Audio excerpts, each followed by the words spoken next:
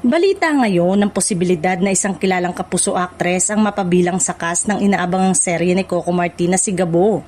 Ayon sa mga kumakalat na espekulasyon online, posibleng eto na ang susunod na malaking network crossover na ikakagulat ng maraming kapuso at kapamilya fans. Wala pang opisyal na kumpirmasyon pero lalong umiinit ang intriga dahil sa sunod-sunod na usap-usapan tungkol sa ilang artistang posibleng lumipat o makipag-collab sa ibang network. Marami ang nagsasabing magandang oportunidad ito para sa naturang aktres kung sakaling matuloy ang pagpasok niya sa proyekto.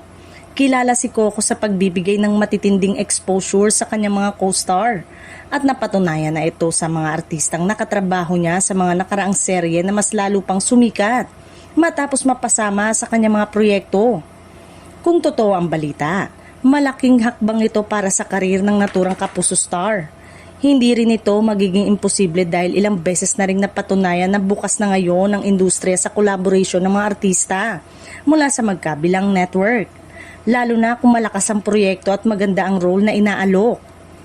Excited naman ang fans sa posibilidad na makakita ng panibagong tambalan o matinding karakter na makakatunggali ng lead cast ng si Gabo. Ayon sa ilang netizen, fresh umano kung isang kapuso actress ang magiging bagong pasabog sa serye lalo't kilala ang mga kapuso star sa husay sa drama at matinding screen presence.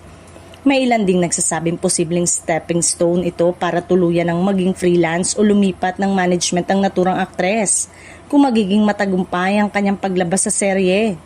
Sa panahon ngayon, hindi na bago ang mga artistang mas pinipiling maging flexible upang mas maraming oportunidad ang dumating sa kanilang karir.